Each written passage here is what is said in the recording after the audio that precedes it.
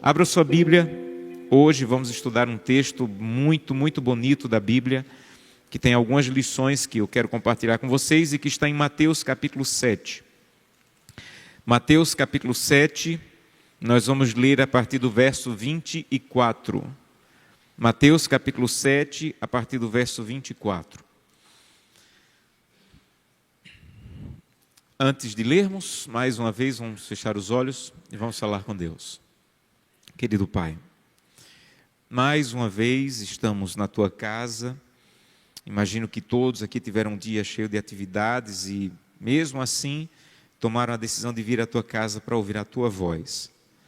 Há outras centenas de pessoas que estão agora nos assistindo ou irão assistir o vídeo em algum momento e que também querem, Santo Deus, ouvir o que o Senhor tem a falar. Estamos com a palavra aberta e queremos que seja um símbolo do nosso coração aberto e disposto a permitir que o Senhor fale conosco. Fala ao nosso coração de maneira clara e poderosa. É o que te pedimos em nome de Jesus. Amém. Mateus capítulo 7, a partir do verso 24, Jesus disse: todo aquele, pois, que ouve estas minhas palavras e as pratica, será comparado a um homem prudente ou sábio, que edificou sua casa sobre a rocha. Caiu a chuva, transbordaram os rios, sopraram os ventos, deram com ímpeto sobre aquela casa, mas ela não caiu, porque foi edificada sobre a rocha. Mas todo aquele, pois, que ouve estas minhas palavras e não as pratica, será comparado a um homem tolo ou insensato, que edificou sua casa sobre a areia. Caiu a chuva, transbordaram os rios, sopraram os ventos, deram com ímpeto sobre aquela casa e ela desabou, sendo grande a sua ruína. Esse texto é o final do sermão mais extraordinário que já foi proferido na história desse planeta, que é o Sermão da Montanha. Então Jesus está concluindo o Sermão da Montanha e ele decide concluir com uma história que é uma parábola, que é como nós dizemos, fechar a boca do saco do sermão. É como se ele dissesse assim: olha, tudo que eu falei no Sermão do Monte, eu quero concluir com essa história das duas casas. E várias vezes, ao longo do ministério de Cristo, ele comparou a vida espiritual das pessoas com duas coisas. Ele falou: olha, alguns são como a árvore boa, outros são como a árvore má. Alguns são como a árvore que dá bons frutos, e outros são como a árvore que não dá frutos bons. Alguns são como aqueles que estão andando pelo caminho largo, que leva à perdição, e outros são como aqueles que estão andando pelo caminho estreito, que leva à salvação. Alguns estão entrando pela porta larga, outros pela porta estreita. Várias vezes, Jesus comparou a vida com duas coisas, para dizer: nós, espiritualmente falando, estamos divididos em duas classes. Não é pela placa da igreja, não é pela quantidade de recurso financeiro que você tenha. Espiritualmente, as pessoas estão divididas em duas classes. Ou você é uma ou outra, não há um meio termo. Não há possibilidade de dizer assim: olha, mas eu nem quero ser a árvore boa nem a árvore má. Não há essa possibilidade espiritualmente falando. Olha, mas eu nem quero ser aquele que edifica sobre a rocha e nem quero ser aquele que edifica sobre a areia. Espiritualmente falando, você não pode, não tem uma terceira opinião ou terceira possibilidade. Ou você é uma coisa ou você é outra. E para você entender o que Jesus quer falar nessa história, você tem que entender o que significa casa. Se você não entender o que Jesus está falando sobre casa, o que é casa, você não entende a história. E quando Jesus apresenta essa história, apresentando duas casas, ele está falando de vida. Para quem entender? Então vamos ler de novo, trocando as palavras casa por vida. Vamos tentar? Todo aquele que ouve estas minhas palavras e as pratica, será comparado a um homem prudente, que edificou sua vida sobre a rocha. Caiu a chuva, transbordaram os rios, sopraram os ventos, deram com ímpeto sobre aquela vida, mas aquela vida não desabou, porque foi edificada sobre a rocha.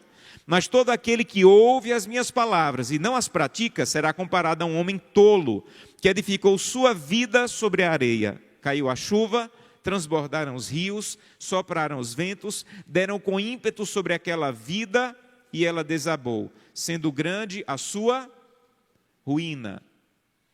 Jesus fala, uma vida que desaba e uma vida que permanece firme. Qual é a diferença entre essas duas vidas? Ou qual é a diferença entre essas duas casas?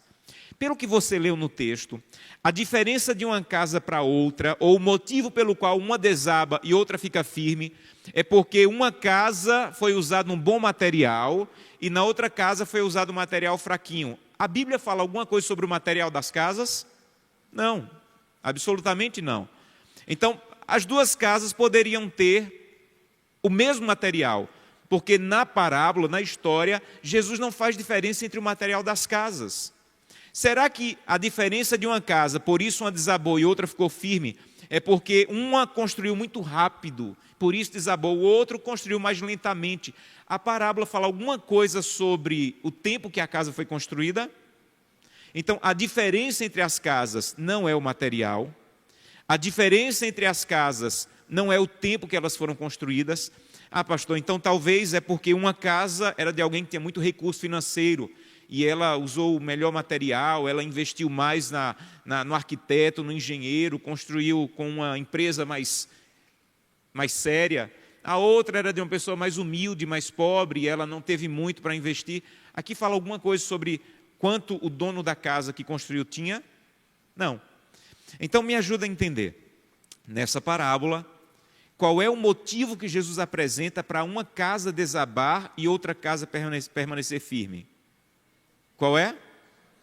O alicerce. A única diferença visível entre as duas casas é o alicerce. E aqui tem uma coisa muito profunda que Jesus quer te ensinar essa noite. Quando você passa numa rua com casas bonitas, com mansões, você olha para as casas e diz assim, olha, que casa linda, que porta bonita. Eu já vi casas com portas, parecia que um gigante morava ali. Eu já vi casas que eu disse, olha que telhado bonito, que fachada bonita, que janelas bonitas, mas eu nunca vi alguém dizer assim, que casa de alicerce bonito. Porque alicerce é uma parte da casa que você não percebe, que você não vê, que as pessoas passam pela casa e não enxergam, mas se não tiver a casa, o quê? A casa desaba, a casa cai. Então Jesus está falando, há uma parte na tua vida espiritual que a pessoa do teu lado não percebe. Há uma parte na tua vida espiritual que a pessoa que senta com você do lado aí no banco da igreja não percebe. Mas se essa parte da vida espiritual faltar, a casa vai cair, vai desabar. Sabem, você consegue me ver guardando o sábado. Você consegue me ver devolvendo o dízimo na igreja. Você consegue me ver pregando, cantando. Mas nenhum de vocês sabe se eu oro. Eu poderia passar aqui no lugar de 10 dias, eu poderia passar 100 dias pregando. E você não teria como saber se eu tenho comunhão com Deus. Você não teria como saber se eu passo o tempo lendo a Bíblia. Você não tem como saber, você pode achar, você pode deduzir. E às vezes, nós nos enganamos com as pessoas e vemos coisas nas pessoas que elas não são. Porque nós vemos, sabe o quê? Parede, porta, janela e telhado, mas nós não vemos o alicerce. Nós não vemos o alicerce. Então Jesus está dizendo, tem uma parte da vida espiritual que se você não tiver, vai desabar. E infelizmente tem pessoas que na vida cristã tem parede, tem porta, tem janela e tem telhado, mas não tem alicerce. Veja, eu não estou falando contra o sábado, ou contra o dízimo, ou contra vir à igreja, ou contra cantar ou pregar na igreja. Você tem que ter isso, mas isso não é o alicerce da vida espiritual. Isso é a parede, isso é a porta, isso é a janela, isso é o telhado, mas não é o alicerce. E se você tiver apenas na vida espiritual porta, janela, telhado e paredes, mas não tiver o alicerce, a Bíblia, Jesus está dizendo, vai desabar. E para você entender isso mais ainda, Jesus contou um exemplo sobre a volta dele. Veja aí os versículos anteriores. Ele diz assim, verso 21, nem todo o que me diz Senhor, Senhor, entrará no reino dos céus, mas aquele que faz a vontade de meu Pai que está nos céus. Porque naquele dia, na volta de Jesus, muitos vão dizer, Senhor, Senhor, mas eu estava na igreja, eu até profetizei em teu nome. Parabéns, você tinha porta. Ah, mas Senhor, em teu nome eu expulsei demônios. Parabéns, você tinha janela. Senhor, mas em teu nome eu fiz até milagres. Parabéns, você tinha telhado. Mas Deus vai dizer para essa pessoa naquele dia, eu não conheço você. Você tem porta, tem janela. Entenda, Jesus não está falando sobre curar, sobre expulsar demônios, sobre profetizar. Ele está falando sobre vidas que têm tudo isso, mas não têm alicerce. É por isso que logo em seguida ele diz assim, vou contar uma história para ilustrar o que eu falei antes. Há muitos cristãos que está tudo certinho na casa, mas não tem um alicerce. Pastor, então me ajuda, que alicerce é esse? Vá para o livro de 1 Coríntios. E 1 Coríntios diz que alicerce é esse, que é tão importante, que você não pode deixar de ter. 1 Coríntios, capítulo 3, Paulo, ele, talvez até lembrando desse sermão de Cristo aí no capítulo 7 de Mateus, ele fala a mesma coisa, mas com outras palavras. 1 Coríntios, capítulo 3, verso 11, porque ninguém pode lançar outra fundação, outro alicerce, além do que foi posto por Deus, que é quem? Jesus Cristo. Deixa eu dizer uma coisa para você. Há muita vida espiritual que está bem, não é porque você não está vindo para a igreja, não é porque você não está guardando o sábado, não é porque você não está devolvendo o dízimo, é porque você não está tendo tempo na presença de Deus. Você tem tudo, mas não tem um alicerce. Há muito casamento que está desabando, não é pela pessoa com quem você está casado, não é porque você está casado com essa pessoa, é porque o teu alicerce não tem, o teu casamento não tem Cristo, não tem alicerce.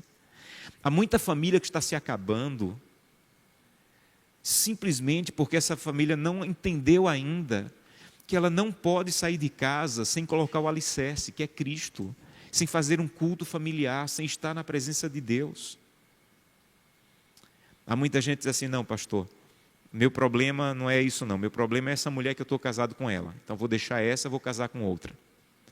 As estatísticas dizem que metade dos casamentos terminam em divórcio.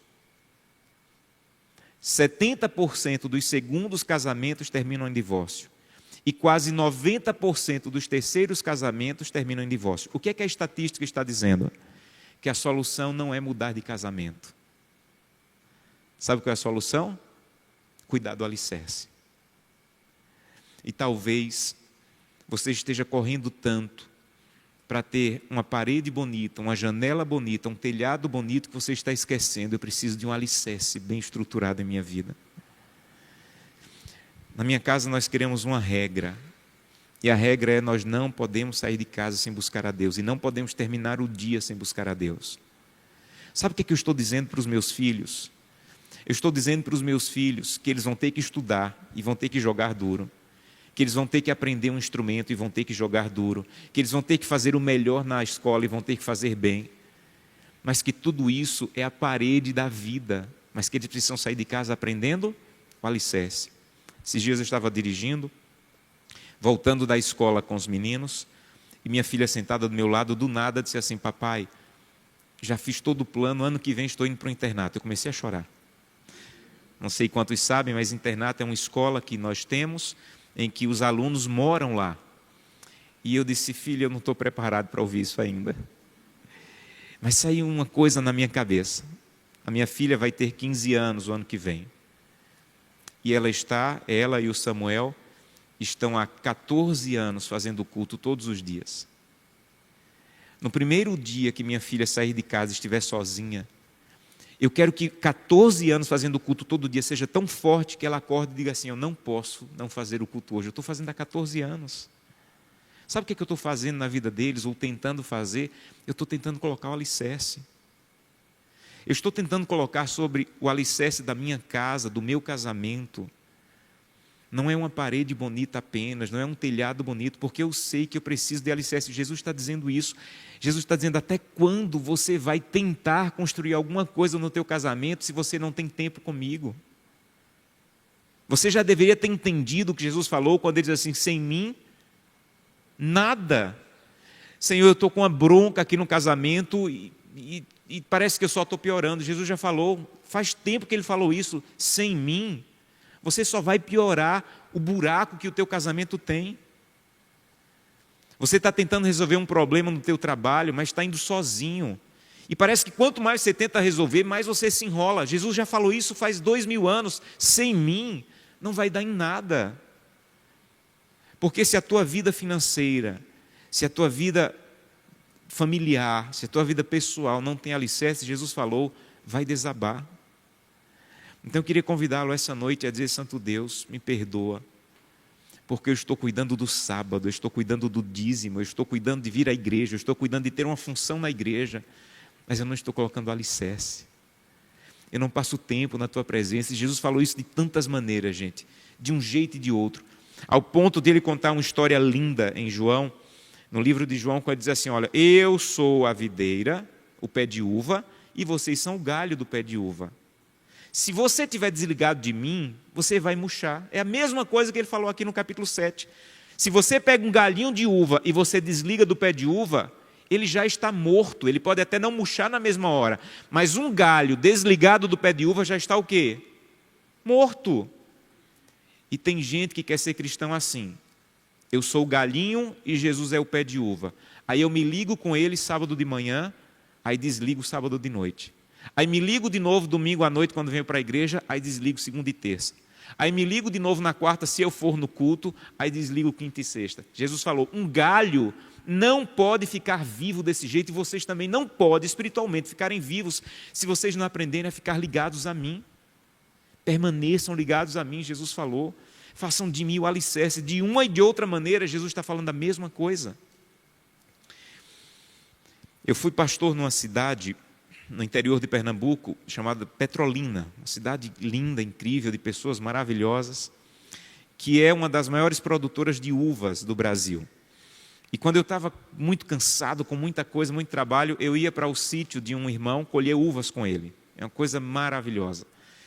E eu passava o dia ali colhendo uvas, e ele pagava todo dia os trabalhadores e tinha que me pagar também, que eu tinha passado o dia trabalhando. Mas o meu pagamento era em uvas. Ele enchia um saco de uva e eu levava para casa. E um dia eu fui lá, passei o dia com ele, e ele me deu uva, levei para casa. Uns 15 dias depois eu ia visitar meu pai, e liguei para ele e disse assim, Marcos, eu estou indo visitar meu pai, me consegue um pouco de uva para eu levar para ele. E ele me deu uma uva, mas essa uva que ele me deu estava doce igual a mel. Aí eu brinquei com ele. Eu disse, Marcos, você foi injusto. Você me deu uva há 15 dias atrás, estava doce, estava boa. Mas essa uva para o meu pai, que não fez nada, eu passei 15 dias atrás carregando caixa na cabeça o dia inteiro. E você me deu uma uva boa, e meu pai, que não fez nada, você está dando uma uva melhor do que o mel. Aí ele sorriu e disse assim, pastor, deixa eu lhe explicar uma coisa sobre as uvas. Essa uva que você está levando para o seu pai, foi tirada do mesmo pé de uva que eu tirei a sua. Mesmo pé de uva. A questão é que essa uva passou 15 dias a mais no pé de uva. Quanto mais tempo a uva passa no pé de uva, mais doce ela fica. Quando você compra uma uva azeda no supermercado, provavelmente aquela foi colhida muito cedo. Naquela hora eu entendi por que nós somos tão azedos. Sabe por que nós somos tão azedos? Porque passamos pouco tempo ligado ao pé de uva, que é Cristo. Sabe por que o casamento está desabando? Porque o alicerce está fraco. Sabe por que a vida financeira está caindo aos pedaços? Porque você não tem investido em várias coisas, menos no alicerce. Então Jesus está dizendo assim, olha, se você não fizer isso, eu vou ser sincero com você, eu vou ter que chamar você de tolo. E Jesus, ele usa essa palavra, que é uma palavra forte na língua que Jesus usou, ele disse assim, olha, você é tolo, eu vou te explicar por que você é tolo. Presta bem atenção, volta lá para Mateus capítulo 7. Jesus está dizendo, eu vou te explicar por que você é tolo. Eu não vou deixar você ser tolo sem aviso. Eu vou te explicar por que você é tolo. Qual é a diferença, além do alicerce? A única palavra que diferencia um de outro Aquele que ouve estas minhas palavras e pratica é prudente. Aquele que ouve e não pratica é tolo. Então Jesus está dizendo assim: eu vou te explicar porque você é tolo. Você é tolo não é porque você não sabe. Biblicamente, tolo não é quem não sabe. Biblicamente, tolo é quem sabe e não vive o que sabe. Esse é tolo na Bíblia. Então, tolo não é alguém que não conhece. Tolo é alguém que conhece, mas não vive à altura daquilo que ele conhece e que vai ser melhor para ele. Gente, eu não precisava vir aqui hoje, para a grande maioria de vocês, para dizer assim: gente, não saia de casa sem um culto familiar. Você já sabe disso. O que Jesus está dizendo é: você não precisa mais de conhecimento, mais de informação. A nossa tragédia não é falta de informação. A nossa tragédia é não viver o que já sabemos. Sabe, eu não precisava vir aqui dizer: gente, é importante orar todo dia. Olha, é importante estudar a Bíblia. Você já sabe. Jesus está dizendo: você não é tolo porque você não sabe. Você já sabe. Você é tolo porque você não está fazendo o que você sabe. Há pessoas, talvez até que estejam nos assistindo, que já sabem que necessitam guardar o sábado. Já viram isso na Bíblia. Já descobriram na Bíblia que o sábado é bíblico e que ela deve guardar o sábado. Jesus está dizendo: se você sabe e não pratica, você é tolo. Há pessoas que já sabem que devem tomar a decisão pelo batismo. Elas já sabem disso, já está claro. Então Jesus está dizendo: se você ouve e não pratica, você é tolo, porque já chegou a informação para você. Mas tem uma outra coisa profunda nesse texto. Eu não sei se você notou, mas esse texto tem coisas que você decide. Por exemplo, é você que decide se vai edificar sobre a rocha ou sobre a areia. É você. É você que decide se vai ouvir e praticar ou se vai ouvir e não praticar. É você quem decide. Só tem uma coisa nessa história que não é você quem decide. Você não decide se vai vir vento, chuva e tempestade para a tua vida. Isso aqui você não decide. E sabe uma coisa que Jesus está tentando te ensinar essa noite? Se você constrói sua vida sobre Cristo, vai vir chuva, tormenta e tempestade. Se você esquece Cristo e não constrói sobre Cristo, vai vir chuva, tormenta e tempestade. Você notou isso no texto? Mas eu estou edificando sobre Cristo, eu estou ouvindo e praticando, vai vir chuva, tormenta e tempestade. Eu rejeitei a Cristo e não quero viver o que eu estou aprendendo. Vai vir chuva, tormenta e tempestade. A lógica humana era que Jesus dissesse: fica tranquilo, se você edificar sobre a rocha, fica tranquilo, não vai vir sobre a tua vida chuva, nem tormenta, nem tempestade. Agora, se você não praticar o que você sabe, aí se prepare, porque vai vir chuva, tormenta e tempestade. Se a Bíblia dissesse isso, eu não seria cristão. Porque essa não é a realidade da vida. A realidade da vida é que não importa se você é cristão ou não cristão, você vai enfrentar lutas, você vai derramar lágrimas. Não importa quanto você faça de Cristo o teu alicerce, Satanás vai tentar destruir tua casa, teu casamento, teus filhos. Não importa quanto você faça de Cristo o teu alicerce, as lutas vão chegar sobre a tua vida, as dificuldades vão chegar sobre a tua vida. E sabe o que me apaixona no Deus da Bíblia? É que Ele não nos engana.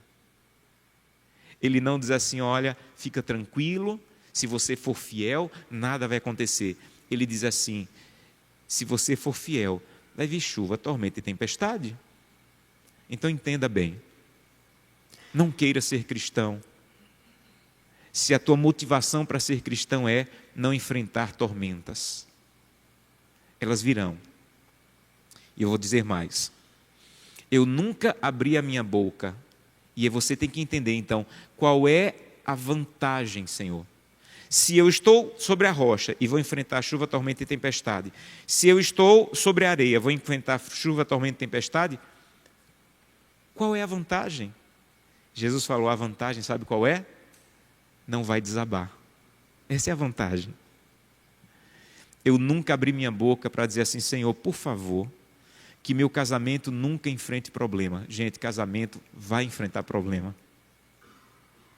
Sabe o que é que eu peço a Deus, Senhor? Quando os problemas chegarem para o meu casamento, que o Senhor esteja tanto no meu casamento que ele não desabe. É isso que eu peço a Deus. Eu nunca abri minha boca para dizer, Senhor, que meus 2 filhos nunca deem problema. Gente, filho dá problema, é só esperar. Sabe o que é que eu oro, Senhor? Que quando os meus filhos enfrentarem problemas, que eles estejam tão sobre a rocha que eles não desabem.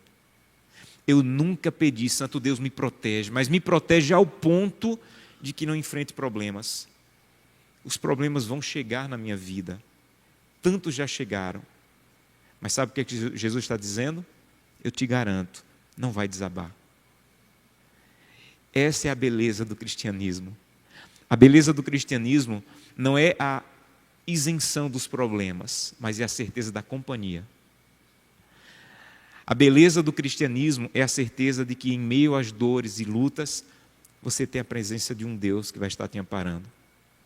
Há alguns anos, eu visitei uma irmã da igreja que era uma pessoa muito querida para mim. Ela estava com uma doença muito séria. E um dia me ligaram e disseram, pastor, ela foi ao médico, e o médico fez mais alguns exames, e deu para ela no máximo 3 meses de vida. Vá lá visitá-la. Eu tinha tanto carinho por aquela irmã, que eu fiquei relutando a ir visitá-la. Porque eu pensei, meu Deus, o que é que um pastor vai falar na casa de alguém que ouviu do médico que tem 3 meses de vida? Eu não sei o que falar. E eu fiquei lutando, mas eu era o pastor dela e eu precisava ir. E eu fui. Quando cheguei na casa dela sem saber o que falar, ela me recebeu como sempre, com um sorriso, com muito carinho. Eu orei com ela, eu cantei com ela, eu li a Bíblia para ela. E no final ela disse assim, pastor, Deus fez um milagre. E eu quero agradecer a Deus, Deus fez um milagre. E eu disse assim, ô irmã, que bênção, Deus seja louvado. Ela disse, pastor, o senhor não está entendendo, Deus fez um milagre. E eu perguntei, mas que milagre? Eu soube que você sabe do que o médico falou. Ela disse, pastor, eu sei. Mas o milagre que eu estou falando é que eu não tenho medo da morte. Eu estou em paz. Eu nem sei se esses 3 meses que o médico deu irão chegar lá. Mas, pastor, quando eu deito a cabeça num travesseiro, a não ser nos dias que eu estou sentindo dores, eu sinto paz.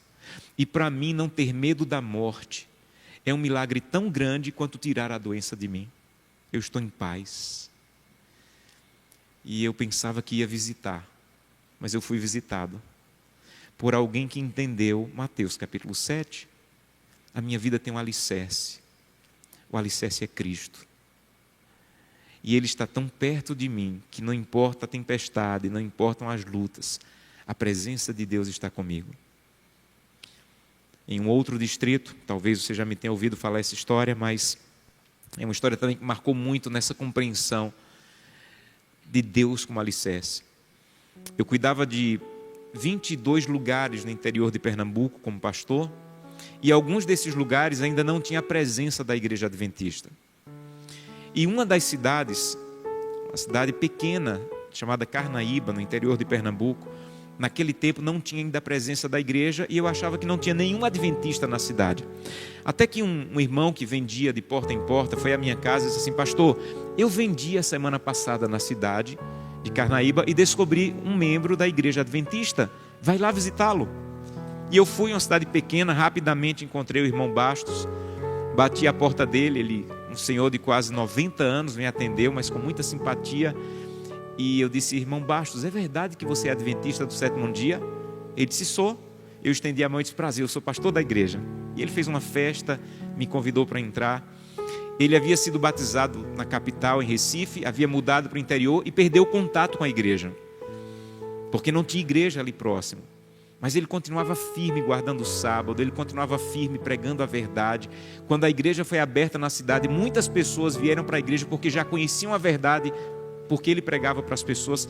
E eu fiquei impressionado com a vida daquele homem, a firmeza dele, a intimidade dele com Deus. E eu perguntei, irmão Bastos, deixa eu lhe fazer uma pergunta. Como é que o senhor conseguiu ficar firme esse tempo todo, sem pastor vir lhe visitar, sem semana de oração, sem retiro espiritual? Como é que o senhor conseguiu ficar esse tempo todo? Ele me disse que depois do batismo dele, eu fui o primeiro pastor a visitá-lo. como é que o senhor conseguiu ficar esse tempo todo? Nenhum pastor lhe visitou. Ele disse: pastor, eu não quero lhe magoar, mas já que o senhor perguntou, eu vou responder. O pastor que eu preciso de verdade, todo dia me visita. Quem era o pastor dele? Sabe o que ele estava dizendo em verdade? Pastor, eu tenho alicerce. A visita de um pastor na minha casa pode ajudar na porta, pode ajudar na parede, pode ajudar no telhado, mas não é o alicerce da minha vida. O alicerce da minha vida é todos os dias ter um encontro maravilhoso com Deus. Ele vem na minha casa, Ele fala comigo. Quando eu abro a Bíblia, quando eu oro, Ele está do meu lado. Sabem? Jesus, Ele termina a parábola e Ele deixa como que para você decidir o que você vai ser. A grande verdade do momento que nós estamos vivendo é que já estamos atrasados nessa decisão. Já estamos atrasados em colocar em ordem nossa intimidade com Deus. Estamos atrasados em cancelar alguma coisa na internet ou nas redes sociais para ter mais tempo com a Bíblia e a oração. Nós estamos atrasados. Nós estamos atrasados em passar mais tempo na presença de Deus ao ponto de conhecê-lo de maneira pessoal. Nós estamos atrasados de passar mais tempo com a Bíblia ao ponto de derramar lágrimas porque sentimos que Deus está falando conosco de verdade.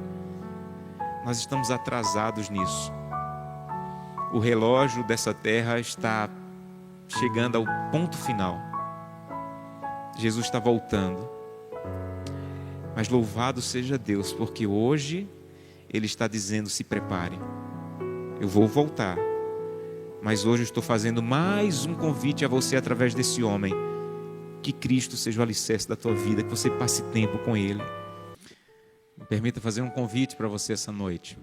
Um convite é para aqueles que querem dizer: Santo Deus, hoje eu quero te pedir perdão, porque a casa está bonita, mas o alicerce está muito fraco. Eu quero ver o que eu faço com minha agenda, com meu tempo, com minhas redes sociais, com o tempo que eu passo na internet. Eu não sei o que eu vou fazer, mas alguma coisa eu vou fazer. Eu preciso do alicerce, eu preciso mais tempo na presença de Cristo. Eu preciso viver o que eu já sei, porque a tempestade vai vir, mas quando ela vier, eu quero estar em Cristo, firme no Senhor. Você que está em casa, eu queria fazer o mesmo convite para você.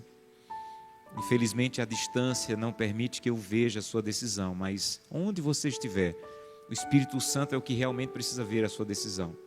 Vamos orar? Querido Pai, muito obrigado, Senhor, pela oportunidade que nós temos de ouvir a Tua mensagem, de ouvir um sermão que ainda é tão atual, e de te pedir perdão por não estarmos entendendo que a vida cristã, ela tem Teu alicerce. Talvez, Senhor, eu esteja pregando hoje para alguém que já está enfrentando tempestades, no casamento, com os filhos, na vida financeira, na vida pessoal, e hoje ela entendeu que o que ela acha que está desabando não é porque a parede, o telhado, a porta não está bem, é porque não tem alicerce. Que ela possa correr para os Teus braços ainda hoje, dizer: Santo Deus, me perdoa, vem ser o alicerce da minha casa. Se o Senhor puder reconstruir o que já caiu, por favor, me ajuda. Mas eu quero passar tempo na Tua presença. Eu quero que o Senhor seja o alicerce. É o que nós te pedimos e fazemos isso em nome de Jesus. Amém. Que Deus abençoe você.